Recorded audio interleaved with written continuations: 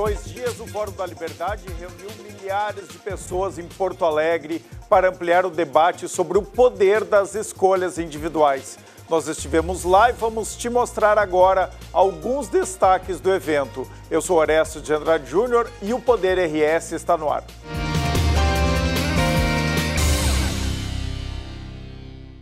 O Poder RS tem o apoio de BRDE, Crédito para Inovar e Desenvolver, o ABRS em defesa da advocacia e da cidadania, Quinta do Morgado, suco de uva pura, Quinta do Morgado, Pensou Inovação, vem para a Ubra e Grupo PS, que está lançando o Marco Life Complex, um novo tempo no litoral norte, em Capão da Canoa. Vamos começar o Poder RS desta segunda-feira com um recado do nosso Banco Regional de Desenvolvimento do Extremo Sul, o BRDE. Pode rodar.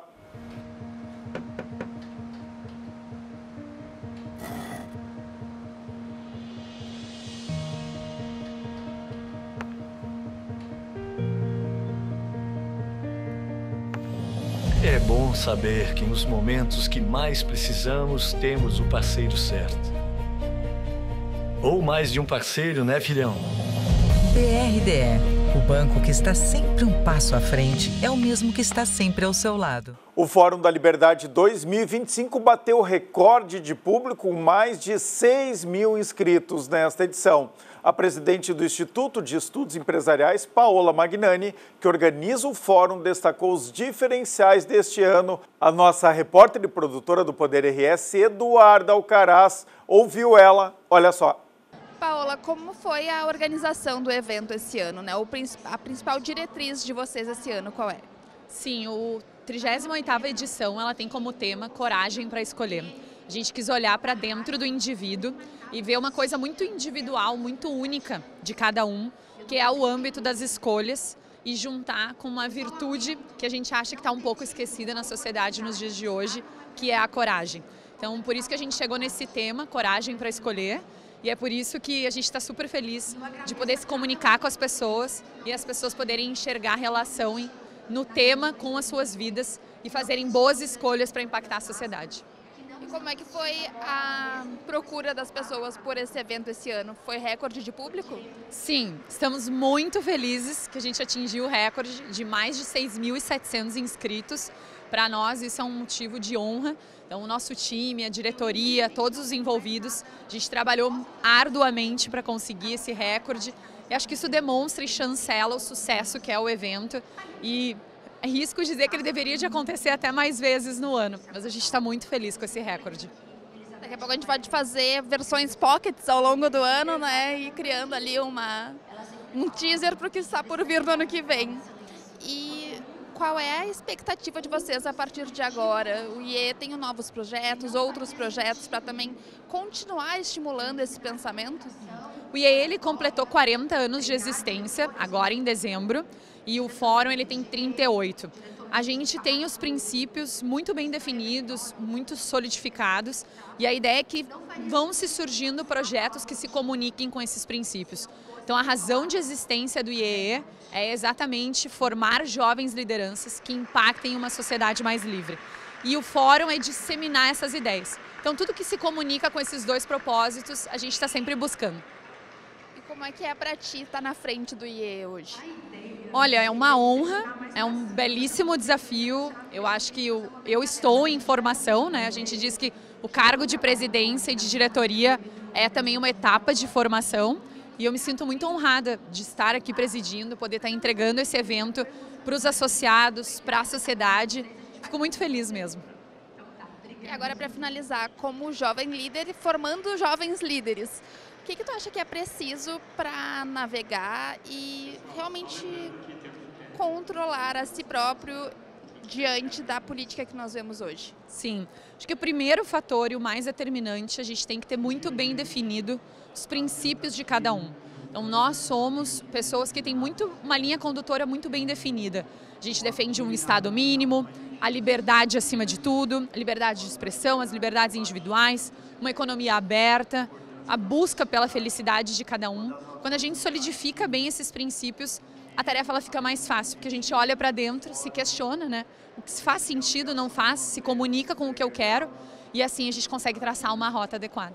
Um dos principais painéis de debate do Fórum da Liberdade teve como tema a educação, o futuro em jogo. Eu conversei com a embaixadora da Finlândia no Brasil, a Johanna Karanko, que trouxe um pouco da experiência do país que é considerado a referência em educação.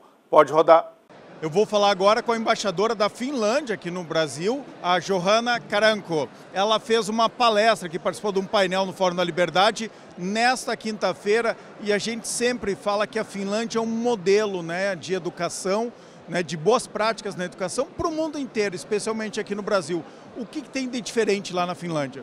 Pois, parece que nós hemos tenido sucesso há muitos anos na educação, nas pesquisas mundiais de PISA, mas também outras. O modelo de educação não pode ser exportado, porque é feito para o povo finlandês e para a Finlândia. Mas possivelmente outros países podem inspirar de que nós hemos feito. Uma das princípios fundamentais na educação finlandesa é a equidade e a igualdade, que não deixamos ninguém de trás. Então, focamos muito na educação pré-escolar, educação gratuita, desde pré-escolar até o doutorado. E isso é muito importante para que todo mundo possa ter uma educação de qualidade. Isso é uma coisa. Outra coisa são os professores mesmos. Eles são educados de alta educação, têm masters, têm um master em educação e baseiam a forma de educação em pesquisa. Então, verdadeiramente, resultados científicos. E tem muita liberdade na classe. Então, tem umas metas nacionais, mas os professores são profissionais, então podem se organizar e organizar a sua ensinança como querem, adaptado à sua classe, aos seus alunos, às necessidades deles. Eles têm autonomia, então, os professores, para trabalhar com seus alunos, seguindo, claro, os objetivos e as metas que são programadas nacionalmente. Sim, exatamente. Todas as classes são diferentes, os alunos são diferentes, têm diferentes necessidades. Algumas são muito avançadas, então com eles você pode fazer outra coisa, outras precisam mais assistência. Então adaptando-se, utilizando as ferramentas que eles, os professores pensam que são as mais adequadas, então as diferentes classes podem ter diferentes pistas até a mesma meta. Então, isso é o terceiro segredo, se pode dizer. E a terceira são como se organiza a classe. Então, nós temos as dias de escola bastante curtas, porque nós pensamos que as crianças têm que ter liberdade para jogar, para ter outras atividades, para ser pessoas bem balanceadas holisticamente. Então, as jornadas são curtas de aulas. Sim. De quantos minutos? E o tamanho das turmas? Mais ou menos quantos alunos? Mais ou menos são 20 alunos por classe. E as dias podem ser aulas combinadas. Uma aula é 45 minutos, mas muitas vezes os professores fazem aulas duplas. Então, uma hora e meia, máximo. E depois se faz uma pausa. A pausa, as crianças saem sempre ao exterior. Na Finlândia, faz frio no inverno. Sempre ao exterior. Pode chover, saem. Porque também esse ar fresco é muito importante para o cérebro. Mas as dias... Não é nada muito diferente, então, que a gente faz no Brasil. Turmas pequenas, de 20 alunos, aulas de 45 minutos, uma hora e meia, com intervalos. Sim. Bom, talvez a preparação dos professores, acho que é muito mais intensa, com mestrado, com doutorado, né? Eles realmente preparados para educar. Então, por que a Finlândia tem um desempenho tão melhor do que o Brasil, por exemplo? Isso eu não sei porque investimos também a mesma 5,5% do PIB também na educação. Então temos temos merendas escolares também gratuitas para os alunos. Possivelmente a sociedade é muito mais uniforme, mas isso é desenvolvido também. Não tem tanta desigualdade, né, social? Sim, não tem tanta desigualdade. Isso pode ser uma das razões, mas nós pensamos que também um segredo é que tem este balanço, tem outras classes também e também enfoque em educação pré-escolar, que todo mundo tem o mesmo nível. Na base, né? Todo mundo começa com uma base importante. Exatamente. E é uma educação mais livre, então mais adaptada aos interesses dos alunos? Sim, não, exatamente. Então, se o professor, que é um profissional como um advogado ou como um médico, olha que são as necessidades de sua classe e como tem que ensinar essas crianças. Então, isso é que fazemos nós e os brasileiros são muito bem-vindos a experienciar isso para nós mesmos. Temos sempre professores que chegam para olhar como é. Assim, educação contínua dos professores, não somente estão na faculdade aos 20 anos, também se continuam educando. Essa atualização é importante, né? Porque o mundo mudou muito, os interesses, né, das crianças, dos adolescentes, então é importante estar estudando sempre. Talvez esse seja o principal segredo, além do investimento. Fora a educação, o que mais que a Finlândia pode nos ensinar ou contribuir com o desenvolvimento do Brasil? Mas nós somos, por 8ª vez, o país mais feliz do mundo. Um segredo detrás disso é a infraestrutura de felicidade. Brasileiros são felizes, sorrientes e muito receptoras. Somos mais alegres do que felizes. Sim. Os finlandeses são felizes? Sim, são contentos, porque tudo funciona. Satisfeitos, né? Satisfeitos, sim. Eu acho que uma combinação de brasileiros e finlandeses seria o segredo a uma felicidade e alegria mundial. Eu vou lhe contar o segredo da alegria, então, nos brasileiros, mas antes a senhora me conta o segredo da felicidade. É a infraestrutura da felicidade. O que é a infraestrutura da felicidade? É uma sociedade que funciona, que tem segurança compreensiva. Isso é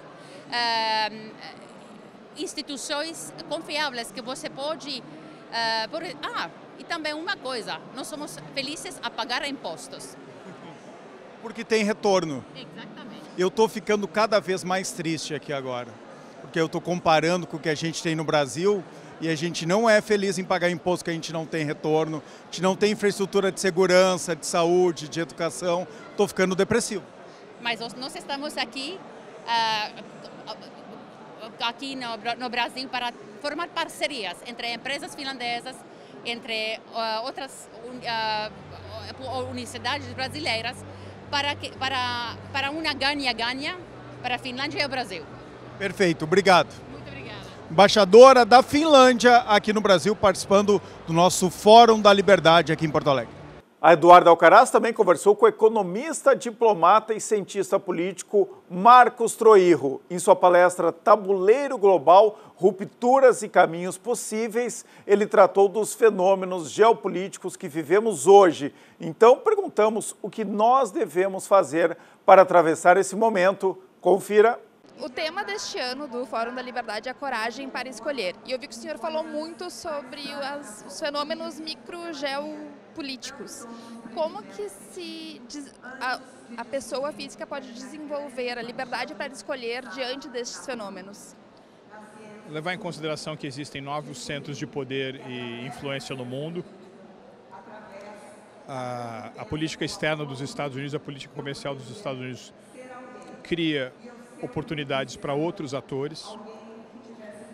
Eu acho que para áreas em que o Brasil tem vantagens comparativas como a produção de alimentos, a agroindústria, a bioenergia, a economia verde, haverá um protagonismo natural do Brasil. E eu acho que as pessoas físicas têm que se preparar também, sabendo que cada vez mais as tecnologias, e em especial a inteligência artificial, vão fazer parte do seu cotidiano.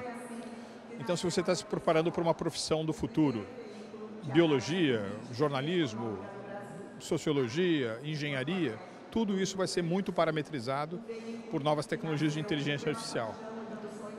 Então, dominar pelo menos os rudimentos dessas novas tecnologias me parece algo fundamental para o desempenho positivo nessa economia que vem por aí.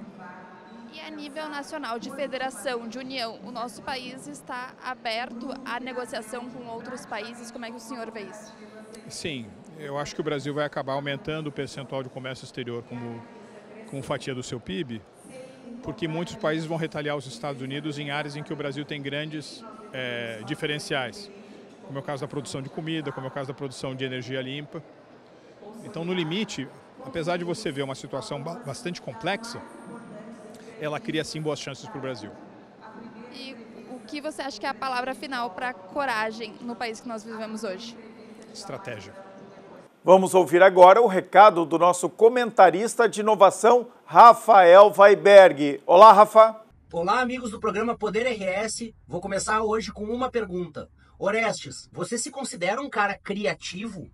Deixa eu te dizer por que eu estou fazendo essa pergunta, pessoal. Na semana que a gente tem em Porto Alegre o South Summit, que é um dos maiores eventos de inovação e empreendedorismo do Brasil e do mundo, o tema criatividade ele sempre é cercado de muitas crenças. A gente acha que a gente não é criativo, mas todos nós nascemos criativos e isso foi tirado da gente quando a gente é criança. Quantas vezes você já escutou algo como, não mexe aí, né? Não inventa moda, menino. Deixa de ser curioso, para de criar coisa nova. A gente é criativo e a gente vai perdendo a criatividade ao longo do tempo. Só que tem uma maneira de reverter isso. Quando a gente entende o que é a criatividade. E a criatividade, na realidade, nada mais é que resolver um problema comum sem resolver ele da forma comum. A gente está habituado a resolver um problema sempre do mesmo padrão. Ser criativo é resolver esse problema de uma maneira que ninguém pensou a respeito. Então, e todos nós podemos sim desenvolver a habilidade da criatividade. E então, vou refazer a pergunta. Você se considera uma pessoa criativa? Vamos juntos. Rafael Weiberg falou para Chavin, o melhor restaurante peruano de Porto Alegre. Faça sua reserva pelo WhatsApp 51 99 141 6948 ou pelo Instagram @chavin.poa. Aliás, o Chavin está oferecendo 10% de desconto para todo mundo que participar e tiver o crachá do South Summit Brasil nesta semana. Não perca, confira lá a gastronomia diferenciada. É o Peru aqui no Brasil, aqui no Rio Grande do Sul, no Chavin, em Porto Alegre. Olha só, pessoal, o OABRS alerta, cuidado com os golpistas que se passam por advogados. Jamais realize qualquer tipo de pagamento ao ser contatado sobre seu processo judicial antes de falar pessoalmente com o seu advogado ou advogada. Se você foi vítima de golpe, registre imediatamente um boletim de ocorrência na polícia. Acesse o site oabrs.org.br ou as redes sociais pelo @OABRS para saber como se prevenir. O Poder RS faz um brevíssimo intervalo para a BRDE Crédito para Inovar e Desenvolver. O ABRS em defesa da advocacia e da cidadania. Já voltamos. Matrículas abertas na rede de escolas da UBRA. Aqui seu filho vive um mundo de novas possibilidades a cada dia. Faça parte de uma comunidade com experiências de ensino com humanidade para além do ambiente escolar. Aqui você encontra atendimento individualizado, valorização do esporte em todos os níveis de ensino, ênfase na língua inglesa, iniciativas e projetos inovadores. E ainda conta com aulas de robótica, educação tecnológica e cultura maker, além de desenvolver em nossos alunos uma mentalidade empreendedora. Tudo isso com preparação para vestibulares e Enem inserida no dia a dia durante toda a jornada do aluno. Acesse ubra.br/escolas e agende a sua visita agora mesmo.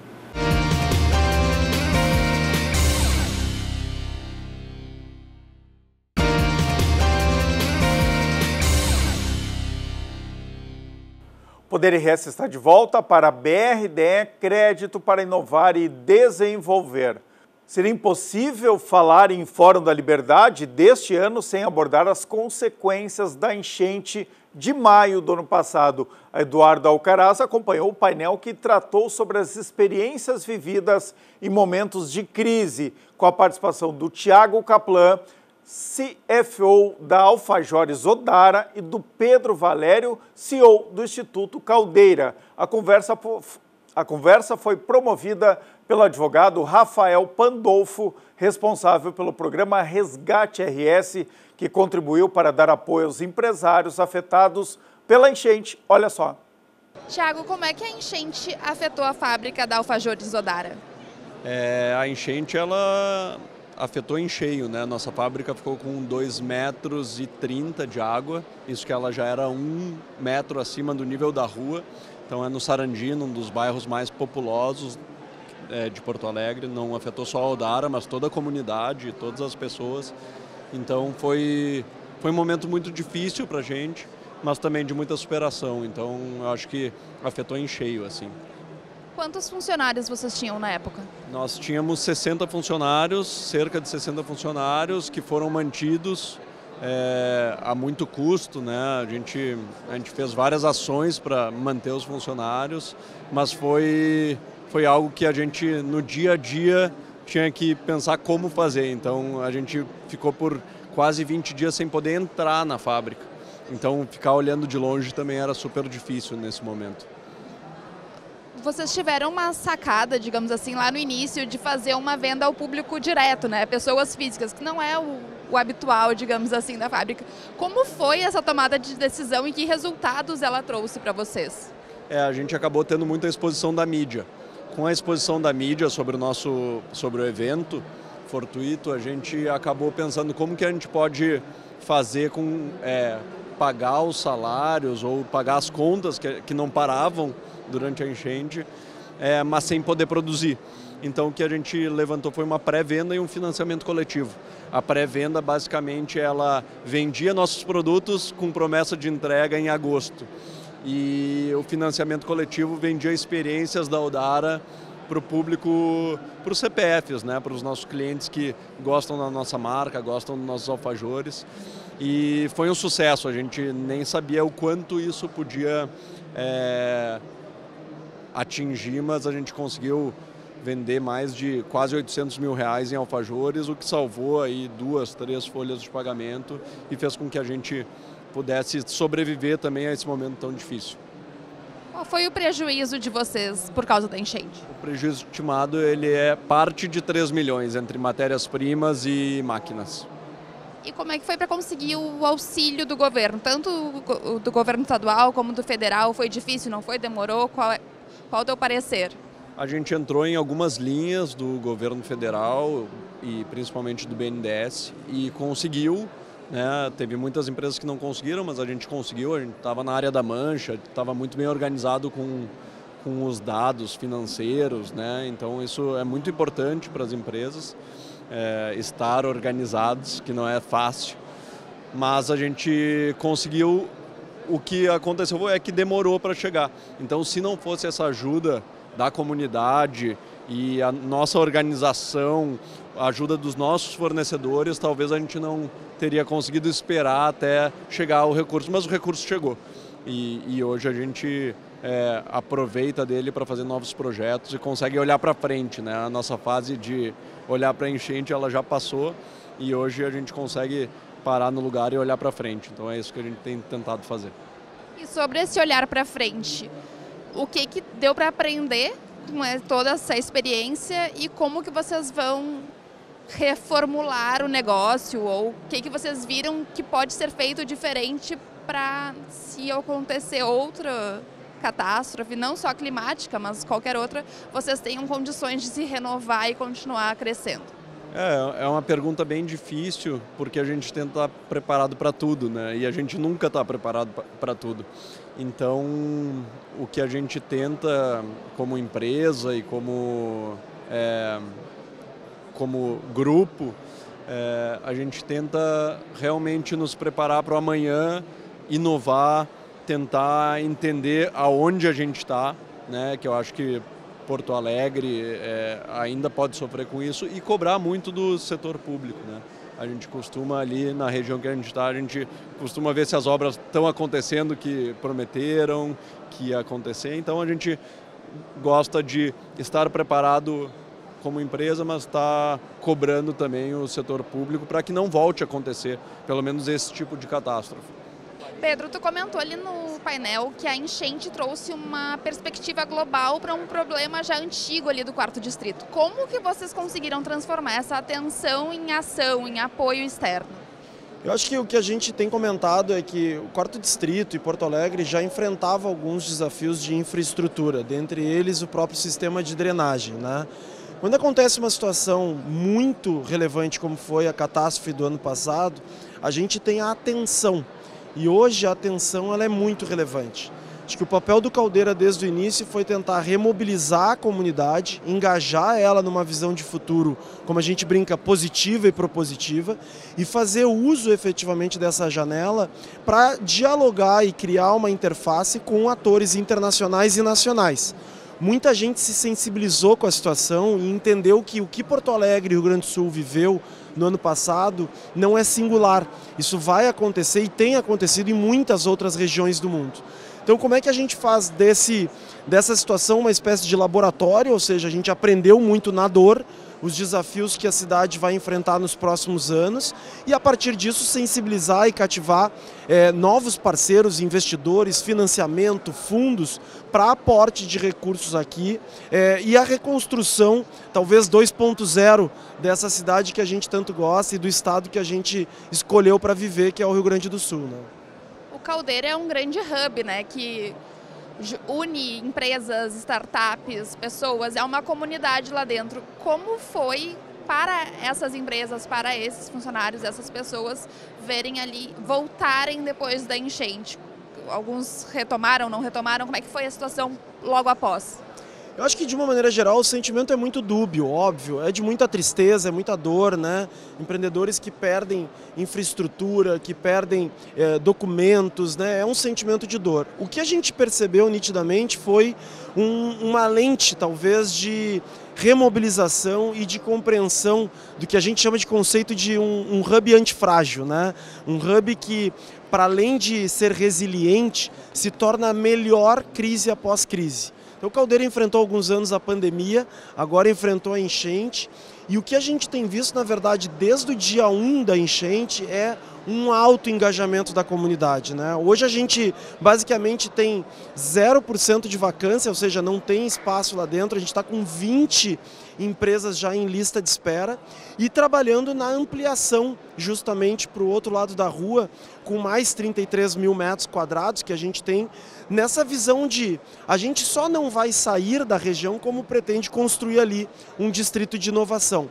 Quando a gente tem um ente mobilizador do terceiro setor, como é o caso do Instituto Caldeira, a sensação que a gente percebe é uma comunidade que percebe que juntos a gente consegue construir e pavimentar um caminho que a gente sonha, né? Então, a leitura que a gente faz é que o pós-enchente, a comunidade realmente voltou muito mais forte, com muito mais clareza, efetivamente, dos desafios que a gente tem para construir esse ambiente que a gente tanto sonha, mas, obviamente, o passo a passo que a gente pretende botar em prática aí nos próximos anos.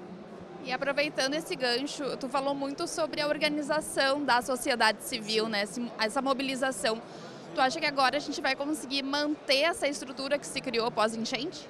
Eu acho que um dos grandes papéis aqui que o Caldeira tem tentado contribuir e de alguma maneira se somar a outras várias entidades e instituições muito atuantes no nosso estado é como é que a gente qualifica a governança da sociedade civil, né? A gente percebe muitas vezes uma falta de fóruns adequados, de rotinas de diálogo, né?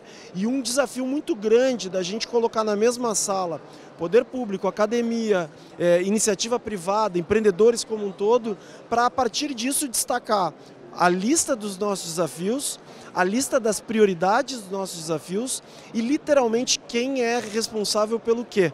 Então o que a gente percebe numa era das redes sociais é um monte de expert apontando o dedo para descobrir quem é o culpado e muito pouca gente de fato ancorada na visão de, ok, vamos executar e vamos executar por aqui, né? Um pouco do papel do Caldeira é construir esse ambiente onde a gente literalmente não está buscando responsáveis e culpados, a gente quer de fato construir uma visão de lideranças e fóruns adequados para a gente pavimentar um caminho. Ninguém quer uma cidade que é alagável, ninguém quer uma cidade que é suscetível a todo e qualquer tipo de catástrofe, né? O que a gente precisa construir aqui, para além de infraestrutura resiliente, é de fato uma rede de pessoas e lideranças dispostas a atuar de forma colaborativa na construção dessa visão de futuro, né?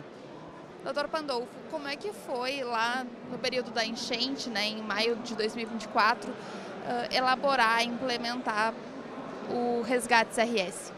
Bom, foi muito importante, nós todos ficamos impactados, né, com o que tinha acontecido, com a tragédia, e nós procuramos trabalhar com aquilo que nós sabemos fazer melhor, que é uma lei tributária técnica. É o momento que cada um tem para colaborar do seu modo, né? O que nós verificamos? Um dos grandes problemas do Brasil hoje em dia é que nós não temos um marco legal para tratar esses assuntos. Então nós esperamos que eles aconteçam e aí vamos resolvendo pontualmente cada um deles. Isso gera um engessamento da própria administração que não tem poderes e tem medo de avançar sobre a legalidade. Então a nossa preocupação desde o primeiro momento é criar um texto técnico coerente que converse nos âmbitos federal, estadual e municipal, que é um dos problemas, uma das mazelas de um Estado federativo repleto de municípios com autonomia, ou seja, criar um sistema coerente, simétrico e que desonerasse as empresas atingidas pelas enchentes. Assim, o que de pior podia acontecer na nossa visão, e que acabou acontecendo em muitos casos, é o Estado, em algumas hipóteses, não apenas não ajudou as empresas, mas tributou a reconstrução. Quando você vai reconstruir a sua sede, quando você vai recompor o seu estoque levado pelas águas, e você cobra ICMS, você cobra PIS, você cobra COFINS, você está tributando a reconstrução. E isso é uma coisa que impactou, que doeu muito. Nós tentamos criar medidas, algumas foram aprovadas, mas não teve, infelizmente, o espectro que nós esperávamos. Agora, ultrapassado o momento mais agudo, seria, eu acho que, o momento apropriado de nós refletirmos sobre a construção de um marco legal que tratasse esses assuntos adequadamente. Quais tópicos o senhor acredita que não podem faltar nesse marco legal? A desoneração de tributos incidentes sobre empresas atingidas. Nós tivemos casos, por exemplo, de o dono de uma empresa telefone e diz: olha, eu tenho 20 colaboradores que perderam as suas casas, eu quero ajudar eles financeiramente. Mas isso vai ser considerado salário? Vai ser de imposto de renda? Contribuição previdenciária? Daqui a 4 anos eu vou receber uma fiscalização dizendo que eu não recolhi tributos sobre isso. Esse era o principal receio. Então nós criarmos mecanismos que autorizem a desoneração nessas hipóteses seria fundamental. E em relação ao que nós já vivemos, né? Visto o auxílio que o governo concedeu às empresas, o senhor entende que foi suficiente, não foi? Como é que foi de lá do balcão, né? Foi insuficiente, claramente insuficiente, né? A gente tem que entender também, acho que faltou por parte dos governos a compreensão exata do que se tratava, porque em geral, quando alguém pede dinheiro é para pagar uma conta. Esse caso não era isso. O Estado é sócio das empresas, até porque fica com uma parcela significativa do resultado delas. Quando você tem um sócio, como eu me imaginando como Estado, eu tenho aquela empresa, eu sou sócio dela, ela foi arrasada por uma tragédia, mas ela me gera resultado, o reinvestimento nela é um ato de inteligência acima de tudo, porque a reconstrução da empresa vai permitir o crescimento da arrecadação. Então, as pessoas olharam para a conta, os gestores públicos olharam para o fechamento do caixa daquele mês e não se preocuparam com uma arrecadação a médio e longo prazo. Alcançar a paz através da prosperidade econômica. Esse foi o tema da palestra da ex-vice-prefeita de Jerusalém, Fleur Hassan Naum, um dos destaques do segundo dia do fórum na sexta-feira. Falamos com ela sobre como promover o desenvolvimento apesar dos desafios da capital de Israel. Veja só. Hi, thank you very much for this interview. So, how was your experience in Jerusalem? So Jerusalem is a complicated city. It's also an incredible city. It's the most diverse city in the country. But I see diversity as one of the advantages in better innovation. And so we built an economic innovation ecosystem in the city of Jerusalem from the bottom up through the connection between academia and industry. And once we did that, we decided that it was important to include the Arab minority of the city in order to bring them opportunity, because we truly believe in peace through prosperity. And the reaction has been very, very positive. And in fact, on October 7th, the dream of Sinwar, the mastermind of the worst massacre of Jews since the Holocaust, his dream was that the Arabs of Israel and the Arabs of Jerusalem would join in the killing and the massacre of other Jewish people. And they didn't. And they didn't because they have something to lose. And what they have to lose is an economy and a good life that we have slowly built over the last few decades in Jerusalem. And how was this building? How did you bring the economy to this level? Well, we still have a long way to go. We're still the poorest city in the country with low workforce participation, but we have moved the needle of workforce participation, especially for Arab women. What's the role of the women in the city? Well, I wish it was more, but you know, what you find with economic development is that when you give a woman the opportunity, you give her a small loan, she brings it back sevenfold. She ends up creating a business and employing people. And we took that same ethos and created small business centers for women, high-tech opportunities for women, also men. And we see that that has moved the needle for the prosperity of the Arab community as well, including enhancing and advancing women. And how do you see the Hamas and all the violence in there? Do you believe there has space to eliminate the war? I think that we need to get rid of Hamas, not just for the sake of my country, but for the sake of the Palestinian people. They are disruptive, they're destructive, they are genocidal. They put journalists in jail and kill them. They marry 12-year-old girls to men, to older men. They kill LGBTQ. There is complete subjugation of women. And there is no economic development because they are an Islamo-fascist dictatorship. So for everyone's sake, we need to get rid of Hamas. Now, tell me your dream as a leader, as a woman, as a person here.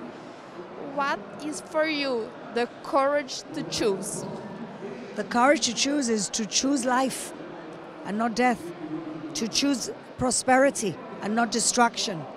To choose the future and not be stuck in the hatred of the past. That's choosing. Presidente, o tema desse ano do Fórum da Liberdade é coragem para escolher. Como que a senhora define a coragem para escolher? Bom, primeiro eu quero parabenizar a Paola e toda a sua diretoria do IE por mais um Fórum da Liberdade com audiência total. Audiência, palestras importantíssimas. Eu sempre digo, pensar não dói. E é importante que a gente possa, nesses eventos, exercitar o debate, exercitar o pensamento crítico e ter coragem. É uma qualidade muito importante para todas as pessoas. Desde a época primitiva, se o homem da caverna não tivesse coragem para sair de dentro da caverna e enfrentar os perigos, ele provavelmente não sobreviveria. E hoje, nos dias atuais, ter coragem para sobreviver dever, eu diria, é mais do que importante. Coragem para enfrentar aquilo que é posto de uma forma como se fosse um quadrado e que tu tivesse que entrar ali dentro e ficar dentro de um quadrado sem poder se movimentar de outra forma. A coragem é uma das qualidades mais importantes do homem, né? Do homem ou mulher, é escolher. Sempre tem as suas consequências. Escolher nem sempre a gente nem sempre escolhe o melhor, mas a gente opta e a partir da opção, da escolha, a gente tem a possibilidade de melhorar aquilo que a gente entende que é possível. E qual... A senhora acredita que coragem é o sentimento que a gente precisa para viver no Brasil hoje, considerando a política que temos atualmente? Olha, tem que ter coragem para entender, fazer a interpretação de algumas coisas que estão acontecendo, né? Coragem, inteligência, pensamento crítico, porque nós estamos vivendo uma inversão de valores. Aquilo que a gente sempre entendeu como certo para uma sociedade crescer forte, uma sociedade crescer tendo como a meta o desenvolvimento econômico, o desenvolvimento social, parece que tudo foi por água abaixo. E quando nós viemos num Fórum da Liberdade, onde a liberdade de expressão é a prioridade, aonde a liberdade de expressão é a ponta do iceberg, nós vemos que ter coragem no Brasil dos dias de hoje é uma das qualidades mais importantes que qualquer um de nós deve ter, principalmente na política. Coragem de dizer que democracia é algo que está em permanente desenvolvimento, mas a gente deve ter a liberdade para ter essa democracia real que a gente quer num Brasil verde e amarelo. E qual é o preço das nossas escolhas? O Brasil e a estabilidade econômica foi um dos painéis de debate com Bruno Caraza, autor, professor e colunista econômico, que destacou como o sistema político e a situação econômica do país estão interligados. Olha só. Como as emendas parlamentares atrapalham, desequilibram o sistema político brasileiro? A gente tem visto o crescimento dessas emendas, né, que são alocadas para os deputados e para os senadores decidirem a aplicação desses recursos. E isso tem uma série de consequências para a qualidade do gasto público no Brasil.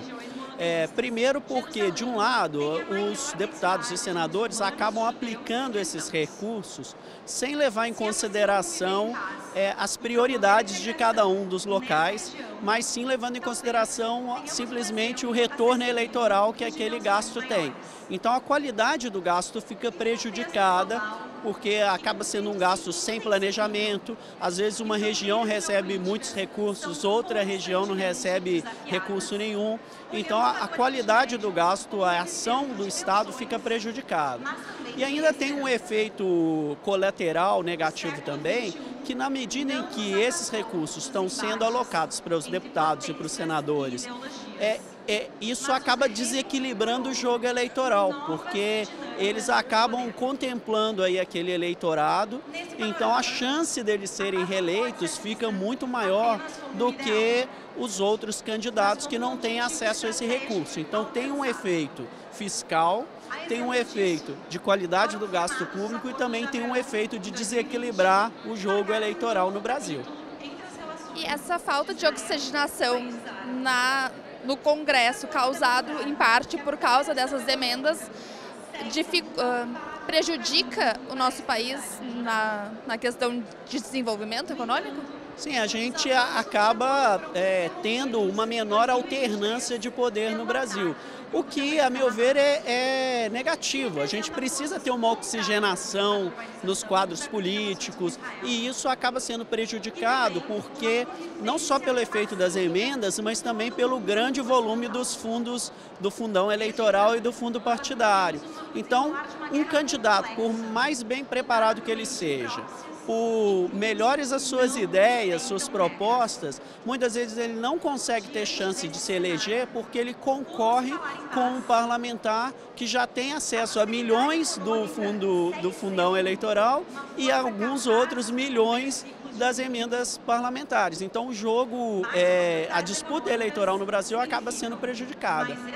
E aproveitando um pouco o gancho do tema desse ano, que é coragem para escolher, e o que nós fazemos nas eleições é escolher os nossos representantes, como que a gente pode propor uma mudança dentro deste quadro para sair desse ciclo vicioso que são as emendas e eles se reelegendo por causa dessas emendas? Acho que a primeira ação que a gente teria é se preocupar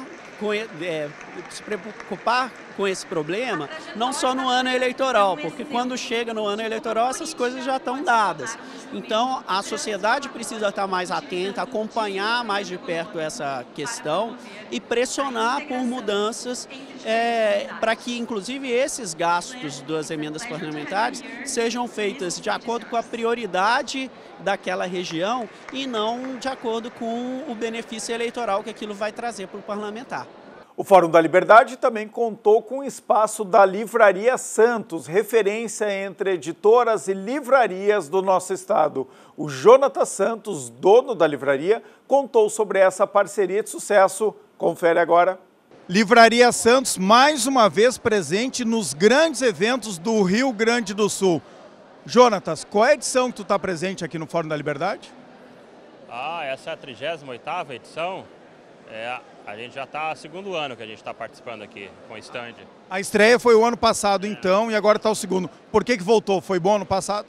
Claro, muito bom. Funciona muito bem. Eles trazem grandes nomes para fazer palestras e muitos também são escritores. Então a gente faz ali a combinação, o palestrante faz a palestra e depois faz a sessão de autógrafos. Funciona muito bem. Tu tem sempre uma característica que em cada evento que a Livraria Santos vai, tu escolhe um mix diferente de livros, porque tem a ver com o público que frequenta esses eventos. O que tu trouxe para cá? Hoje mais livros ligados à política de direita, a questão de negócios, networking, marketing, que é mais o público desse evento. Existe uma variedade muito grande de editoras que trabalham em diferentes áreas, e conforme o evento a gente adapta o mix, até porque não tem espaço para expor tanta coisa. O slogan do Fórum da Liberdade desse ano é coragem para escolher. O empreendedor tem que ter muita coragem para continuar investindo aqui no nosso estado, no nosso país? Sim, com certeza. Tem que ter muita coragem, tem que ter muita paciência, tem que negociar bastante, porque tem dias que não é fácil, ainda mais as coisas que nós passamos aqui recentemente no nosso estado. Mas a gente acredita no povo gaúcho, empreender tem os desafios, mas também tem as recompensas. E aqui o povo tem valorizado o trabalho que a gente faz, investindo em cultura, que é muito importante para o desenvolvimento do país. Então a gente está firme, com planos para esse ano. O Jonatas é muito humilde, tá? Então, assim, ele é um dos homens mais corajosos do Rio Grande do Sul, porque ele investe em livraria, em livros de papel. Um negócio que muita gente diz, né, que está acabando. Se depender de vocês, não. Tu diz que tem planos agora para este ano. Que planos são esses? O que tu pode contar? Planos de abrir mais livrarias, estar em eventos importantes, como agora o Fórum da Liberdade, como o Gramado Summit, onde tiver gente, tiver escritores, tiver a possibilidade, a Livraria Santos quer estar lá. A gente não quer só esperar os clientes dentro da loja, mas também levar os livros até eles. E onde tiver boas oportunidades, como agora a gente fechou um contrato lá no Boulevard Encantado, em Lajeado, onde vai ser inaugurado o novo Cristo Protetor, onde o pessoal valorizar e quiser que tenha uma livraria, a Livraria Santos quer estar presente. Procurando uma consulta médica gratuita? Venha para o Centro de Especialidades da Medicina Ubra. Aqui você encontra atendimento humanizado, uma clínica novinha e marca sua consulta em diversas especialidades. É isso mesmo, as consultas são presenciais e você garante o melhor atendimento médico em várias especialidades. Agende agora mesmo a sua consulta, as vagas são limitadas. Consultas presenciais gratuitas no Centro de Especialidades da Medicina Ubra. Esperamos por você na Avenida Farroupilha, 8001, prédio 59, na Ubra, em Canoas. Ou agende sua consulta pelo WhatsApp 5192750377. Anotou? 9275-0377. Aqualocos no inverno e no verão. Aqui não tem tempo ruim, tudo é alegria. Curtir o dia numa boa com toda a família. Aqualocos é pura diversão. Faça chuva ou faça sol, no inverno e no verão. É Aqualocos, yeah! Bom, pessoal, o Poder RS de hoje fica por aqui. Para a BRDE, crédito para inovar e desenvolver. Tenham todos uma boa noite e fiquem bem.